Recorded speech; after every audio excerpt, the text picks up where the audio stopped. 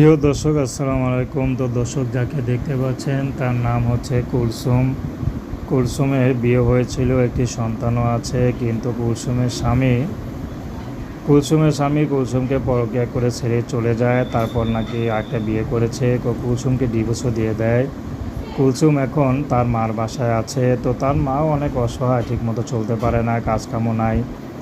তো তার মা আগে এমব্রয়ডারি দোকান ছিল। তো এমব্রয়ডারি দোকান তার মা অসুস্থ হওয়াতে এবং কুলসুমের বিয়ে দেওয়াতে মোটামুটি সব ঋণ করে বিক্রি করে দেয়। এখন ঠিকমতো নিজেরাই চলতে পারে না। এখন কি করবে? কুলসুম আবার উঠেছে। এখন কুলসুম চাচ্ছে না মার কাছে কষ্ট দিতে মাকে। কুলসুম চাচ্ছে তার দুঃখ কষ্ট শুনে যদি তার সন্তান সহ কেউ দায়িত্ব নেয়। সে পুরুষের যদি বাচ্চা নাও হয়, এমন তো অনেক পুরুষ থাকে, তাহলে কুলসুম তাকে বিয়ে শাদী করতে রাজি আছে, যেহেতু কুলসুমেরই সন্তান আছে। তো দর্শক, এ ছিল কুলসুমের জীবনের সংক্ষিপ্ত জীবন কাহিনী। প্রেম, ভালোবাসা, বিয়ে শাদী আপনাদের ব্যক্তিগত ব্যাপার। আসসালাম।